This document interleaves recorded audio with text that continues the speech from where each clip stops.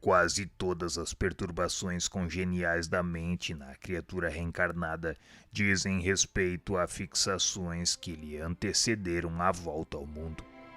E em muitos casos, os espíritos enleados nesses óbices seguem do berço ao túmulo em recuperação gradativa, experimentando choques benéficos através das terapêuticas humanas e das exigências domésticas, das imposições dos costumes e dos conflitos sociais, deles retirando as vantagens do que podemos considerar por extroversão indispensável à cura das psicoses de que são portadores. A conversação era instrutiva e sugeria-nos importantes estudos. Entretanto, serviços outros aguardavam o assistente, motivo por que a interrompemos.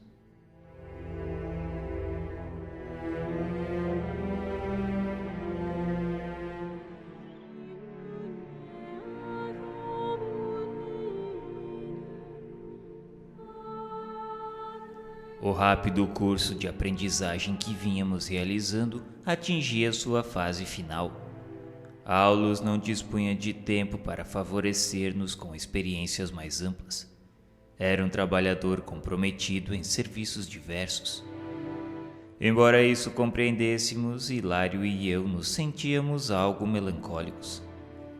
O assistente, contudo, desenvolvia todas as possibilidades ao seu alcance para conservar-nos o entusiasmo habitual. Atravessávamos ruas e praças quando nos defrontamos com um museu a que se acolhiam alguns visitantes retardatários. E o nosso orientador, como quem se dispunha a aproveitar as horas que nos restavam para dilatar observações e apontamentos, convidou-nos a entrar. Numa instituição como esta, André e Hilário, é possível realizar interessantíssimos estudos. De certo, vocês já ouviram referências sobre a psicometria, em boa expressão sinonímica, como é usada na psicologia experimental, significa registro, apreciação da atividade intelectual. Entretanto, nos trabalhos mediúnicos, esta palavra designa a faculdade de ler impressões e recordações ao contato de objetos comuns. Passamos por um longo portal e no interior do edifício reparamos que muitas entidades desencarnadas iam e vinham de mistura com as pessoas que anotavam utilidades de outro tempo com crescente admiração. Muitos companheiros de mente fixa no pretérito frequentam casas como esta pelo simples prazer de rememorar. Verifiquei que algumas preciosidades, excetuando-se uma que outra, estavam revestidas de fluidos opacos que formavam uma massa acinzentada ou pardacenta na qual transpareciam pontos luminosos. Notando minha curiosidade, o instrutor aclarou benevolente. Todos os objetos que você vê emoldurados por substâncias fluídicas acham-se fortemente lembrados ou visitados por aqueles que os possuíram. Não longe havia curioso relógio aureolado de luminosa faixa branquicenta. Aulus recomendou-me tocá-lo e quase instantaneamente me assomou aos olhos mentais linda reunião familiar, em que venerando casal se entretinha a palestrar com 4 jovens em pleno viço primaveril.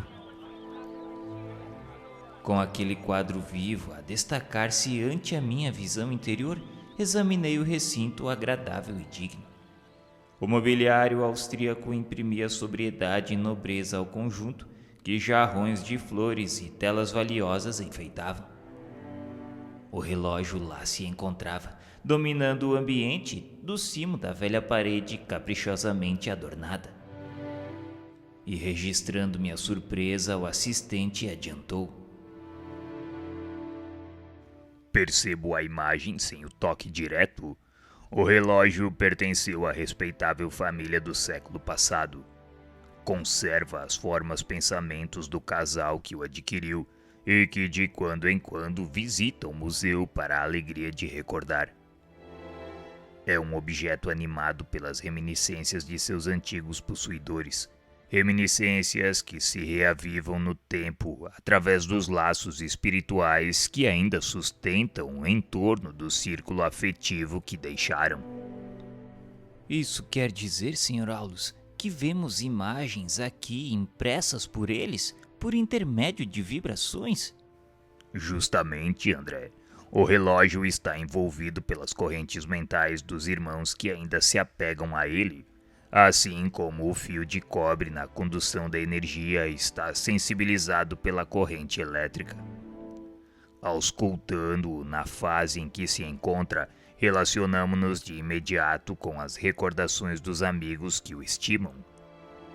Então, se estivéssemos interessados em conhecer esses companheiros e encontrá-los, um objeto nessas condições seria um mediador para a realização de nossos desejos? Sim, perfeitamente.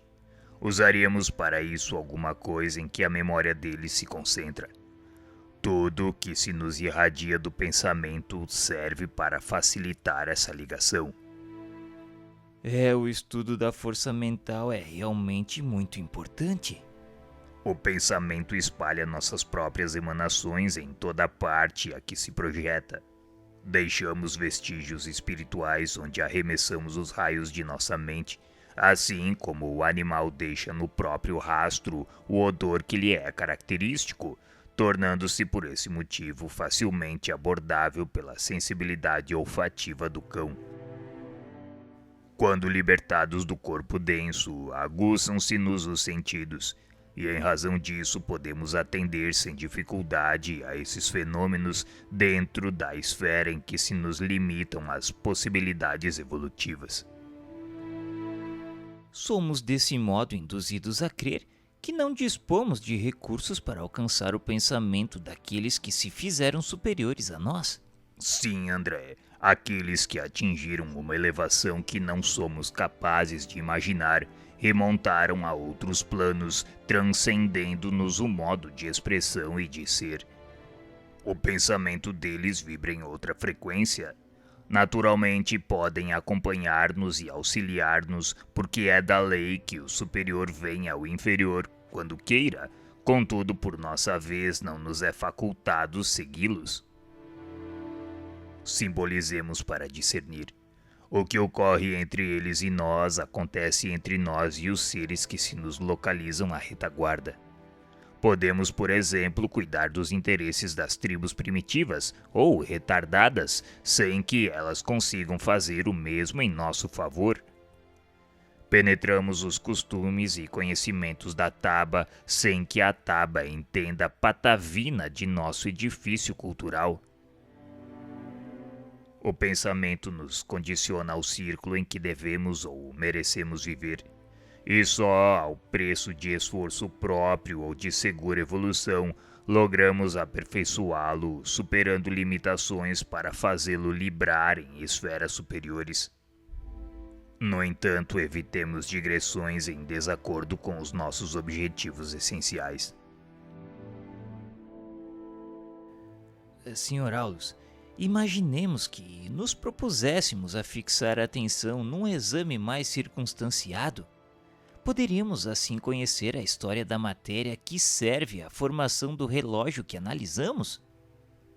Sem dúvida, André, isso demandaria mais trabalho, mais tempo, contudo é iniciativa perfeitamente viável. Podemos concluir então que cada objeto pode ser um mediador para entrarmos em relação com as pessoas que se interessam por ele e um registro de fatos da natureza?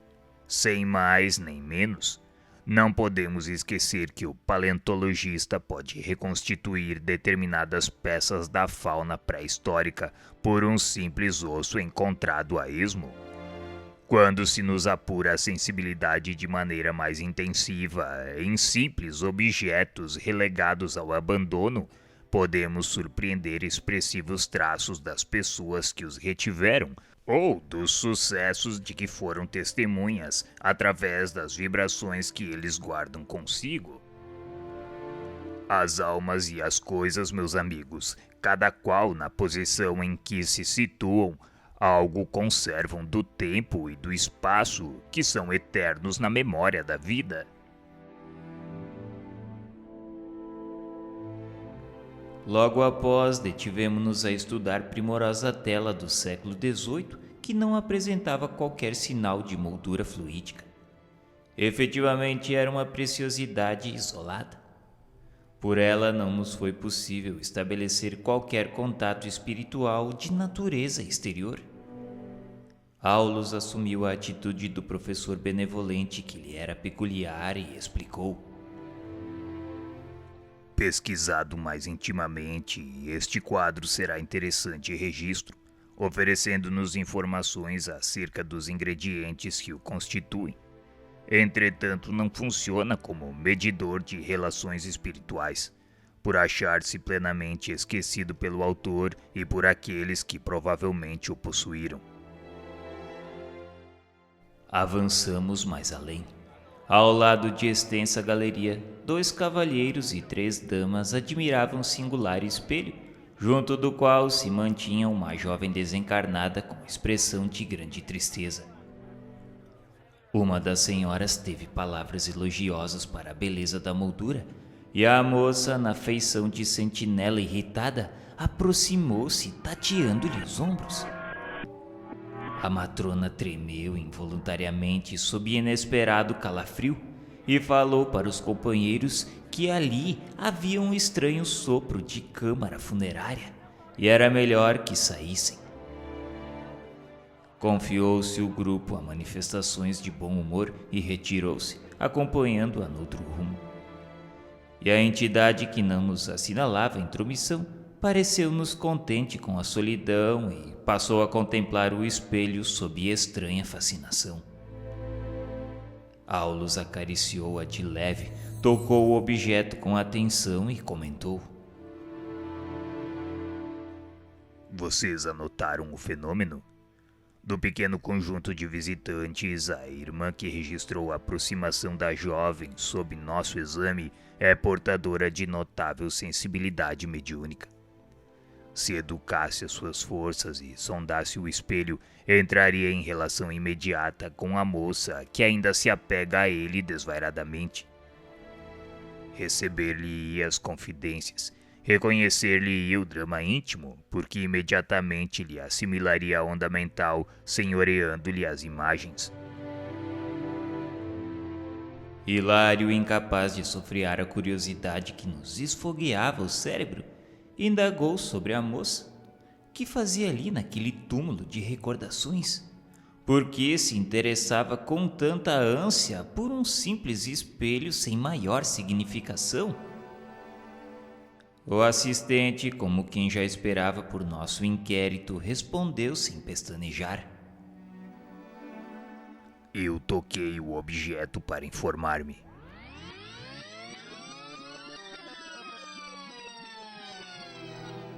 Este espelho originalíssimo foi confiado à jovem por um rapaz que lhe prometeu casamento. Vejo-lhe a figura romântica nas reminiscências dela. Era filho de franceses asilados no Brasil ao tempo da França Revolucionária em 1791. Menino ainda, aportou no Rio e aí cresceu e se fez homem. Encontrou-a e conquistou-lhe o coração. Quando arquitetavam projetos de casamento depois da mais íntima ligação afetiva, a família estrangeira, animada com os sucessos de Napoleão na Europa, deliberou o retorno à pátria. O moço pareceu desolado, mas não desacatou a ordem paterna. Despediu-se da noiva e lhe implorou guardasse a peça como lembrança até que pudesse voltar e serem então felizes para sempre. Contudo, distraído na França pelos encantos de outra mulher, não mais regressou. Depressa esqueceu responsabilidades e compromissos, tornando-se diferente. A pobrezinha, no entanto, fixou-se na promessa ouvida e continua a esperá-lo. O espelho é o penhor de sua felicidade. Imagino a longa viagem que terá feito no tempo, vigiando-o como sendo propriedade sua, até que a lembrança viesse por fim repousar no museu. Esse assunto, Sr. Aulus, compele-nos a refletir sobre as antigas histórias de joias enfeitiçadas. Sim, a influência não procede das joias, mas sim das forças que as acompanham. Hilário, que meditava a lição maduramente, perguntou o que aconteceria se alguém pudesse adquirir a peça e conduzi-la consigo. De certo, arcaria também com a presença da moça desencarnada. Mas isso seria justo? A vida nunca se engana. É provável que alguém apareça por aqui e se extasie à frente do objeto, disputando-lhe a posse. Mas quem? O moço que empenhou a palavra provocando a fixação mental dessa pobre criatura, ou a mulher que o afastou dos compromissos assumidos. Reencarnados hoje ou amanhã, possivelmente um dia virão até aqui tomando-a por filha ou companheira no resgate do débito contraído. Mas não podemos aceitar a hipótese de a jovem desencarnada ser atraída por algum círculo de cura, desembaraçando-se da perturbação de que é vítima? Sim, isso também é possível. Entretanto, examinada a harmonia da lei, o reencontro do trio é inevitável. Todos os problemas criados por nós não serão resolvidos senão por nós mesmos. A conversação era preciosa, contudo a responsabilidade impelia-nos para diante. De saída, renteamos com o gabinete em que funcionava a direção da casa. Vendo duas cadeiras vagas junto à pequena mesa de trabalho, perguntei com o evidente intuito de completar a lição. Sr. Aulus, creio que os móveis sob nossa vista são utilizados por auxiliares da administração do museu. Se nos sentarmos neles, poderemos entrar em relação com as pessoas que habitualmente os ocupam? Sim, se desejarmos esse tipo de experiência. E em nos referindo aos encarnados, qualquer pessoa, Sr. Aulus, em que se servindo de objetos pertencentes a outros, tais como vestuários, leitos ou adornos, pode sentir os reflexos daqueles que os usaram? Perfeitamente. Contudo, para que os registrem, devem ser portadores de aguçada sensibilidade psíquica. As marcas de nossa individualidade vibram onde vivemos e por elas provocamos o bem ou o mal naqueles que entram em contato conosco. E tudo que observamos aqui é mediunidade? Sim, meus amigos. Apesar de os fatos dessa ordem serem arrolados por experimentadores do mundo científico sob denominações diversas, entre elas a criptestesia pragmática, a metagnomia tátil e a telestesia. E tomando-nos a dianteira para o retorno à via pública, Aulus rematou. Em tudo vemos integração, afinidade e sintonia. E de uma coisa não tenhamos dúvida: através do pensamento comungamos uns com os outros em plena vida universal.